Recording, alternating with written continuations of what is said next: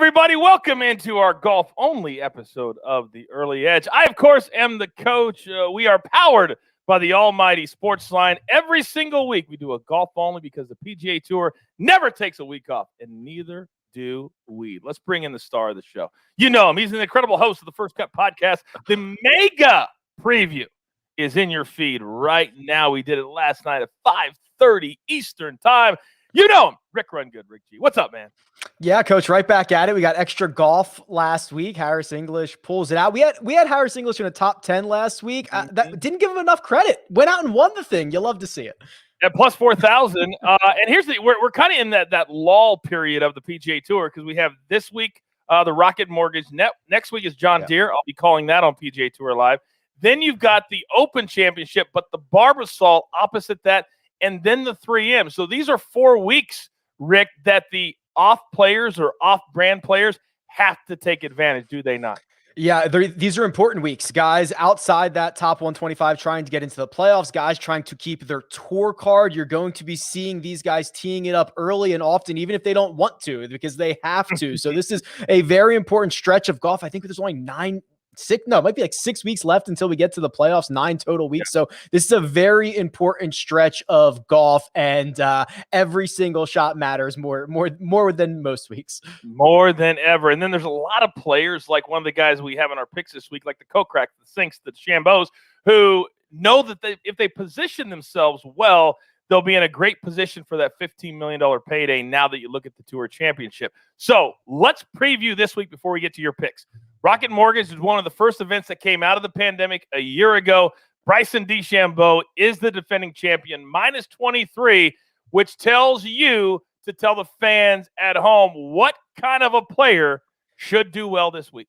Yeah, so this is the 3rd year of this tournament's existence, and the first 2 years it was 25 under par and 23 under par that were your winning scores. You know, Detroit Golf Club, literally the flattest course on the PGA Tour. It looks more like a driving range than it does a PGA Tour venue, and these guys are able to just pick it apart and make a ton of birdies. And Bryson, the way that he dismantled it was via the driver and via the putter. Obviously, there's not as much danger lurking off the tee, especially on the back nine. It just is completely wide open. But if you're going to have to get to 23 or 25 under par, Coach, you're going to have to make a lot of birdies. So those putts, 20 feet, 25 feet for birdie, turns into a little bit of a putting contest at times here at Detroit Golf Club. So you got to be willing to go really, really low. Yeah, I encourage everybody who's watching right now, you may not either like the picks we give you or the names, but I encourage you to do this because there's a lot more names out there than what we give you here on the show. Go back to the leaderboard from a year ago. All of the top 10, all of them were north of 1.4 strokes gained putting.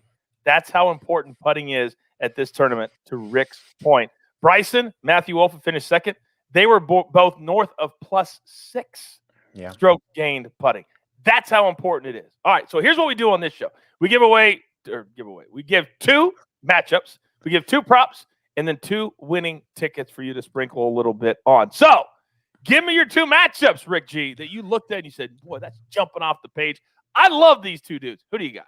Let's start with a putter. Patrick Reed plus 105 over Bryson DeChambeau. There's a couple of things at play here. One, Bryson's ridiculous outright number of 7.5 to 1 to win this golf tournament. It leaks into his top 5 number, his top 10 number, and all of his matchups. So you can get Patrick Reed, great putter, at plus money. And I ran this through my model. The outcome of this was basically 50-50 because the way that Bryson does this is he has spike weeks that he pops up, plays really, really well. Other weeks, not as good. Patrick Reed much more consistent, which is usually a better outcome for matchups. And then I went with Gary Woodland over Keegan Bradley. As much as I like Keegan Bradley, the putting is a big concern. You're probably going to have to make 28, maybe 30 birdies over the course of 4 days to win this golf tournament. And I like Gary Woodland, who is starting to show signs of the 2019 version of Gary Woodland. Same thing we said about Harris English last week, getting over an injury, starting to play better, starting to return to form. We are starting to see that version of Gary Woodland again. And if it is that version of Gary Woodland, he is a contender, and he can certainly take down Keegan Bradley in a matchup.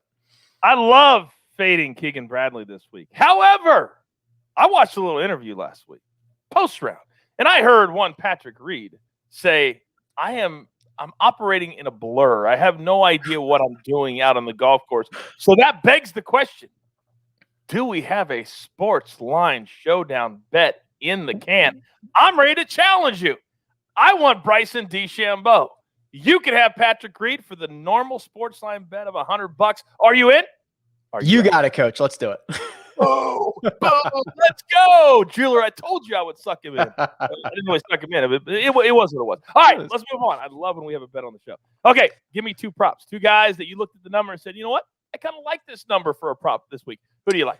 These are two names that you're going to have to get used to hearing. Garrick Higo has played 4 times on the PGA Tour. He has 1 victory in his last 2 starts. He has missed the cut. I will tell you, in terms of missed cuts, they were pretty good. Each one of them, he missed by 1 shot, and he gained strokes ball striking in both of them. That's a good sign. That's about as good as you can ask for. Now a much weaker field, and plus 450 for Garrick Higo inside the top 10 is certainly something that I'm interested in. And then the other name you've probably never heard of, and he just got added to this field, is Mito Pereira. He is actually one of the few guys to ever earn the Battlefield promotion from the Korn Ferry Tour. That's if you go out and you win 3 times in one season, you get the instant promotion to the PGA Tour. So he now has status. He is now coming up here trying to take advantage of said status, and he has been absolutely scorching hot. He's won each of his last 2 Korn Ferry Tour starts. He hasn't finished outside the top 10 but once in his last 6 starts. He's playing well. He's feeling it. The number is long enough. So I'm taking him to finish inside the top 20 at 3-1.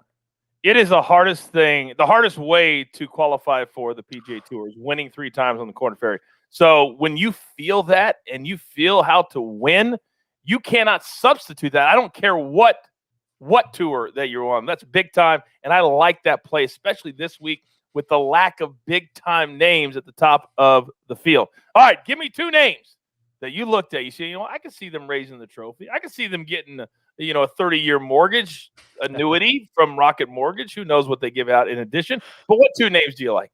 That would be a good promotion to give away. Yeah, I'm going to start with Webb Simpson. He's kind of flying a bit under the radar here. He's only played twice since April. He was dealing with that neck injury that kept him out of the Wells Fargo Championship, and he hasn't played a whole lot. But at 18-1 plus 1,800, I'm looking at a golfer that on a course where there's little trouble off the tee, which means even the worst drivers of the golf ball are kind of in play. They're not losing strokes. They're not hitting it out of bounds quite as often. Webb Simpson can turn this thing into a wedge fest. He can turn it into an iron fest. His putter is absolutely wonderful. He can get scorching hot, and he is a winner multiple times on the PGA Tour. He can get the job done when he is in contention. And then Jason Kokrak, this is kind of the sweetheart pick of the week. I mean, it seems like he's going to be very, very popular. He's 28-1. There are 2 stats that seem to lend themselves very well to Detroit Golf Club. One of them is strokes gained approach. One of them is strokes gained putting. And in their last 24 rounds, there is only 1 golfer in this field who is in the top 5 of both of those categories. His name is Jason Kokrak. He's won twice this year. We've seen his putter absolutely scorching hot at times. At 28-1, I'm taking that one. And he is not scared to go low. You've got to play players that are not scared when they get to 4 or 5 to take it to 7 or 8. That's what is going to be needed this week at the Rocket Mortgage Classic. Man, I feel good. Let's go. We're up against it. Grab your paper, grab your pencil. Here is the recap, courtesy Rick G. Reed over DeChambeau. Woodland over Bradley. Then our props. Higo, top 10 plus 450. Pereira, top 20 plus 300. And then a couple to win. Just a little sprinkle. Webb Simpson to win plus 1,800. And Jason Kokrak to win plus 2,800. And do not forget the SportsLine Showdown bet. Me, Bryson DeChambeau. Rick G, Patrick Reed. So we're going to change it a little bit here at the end. You've got your marching orders. Let's take 4 of these 6 tickets straight to the pay window. I love this show every single week. For Rick G, for the jeweler who puts it all together, I am the coach. It doesn't matter the sport. We're here for the early edge. Good luck. Do you want best bets in your feed every single day? All you have to do is hit that subscribe button to stay up to date with all things early edge.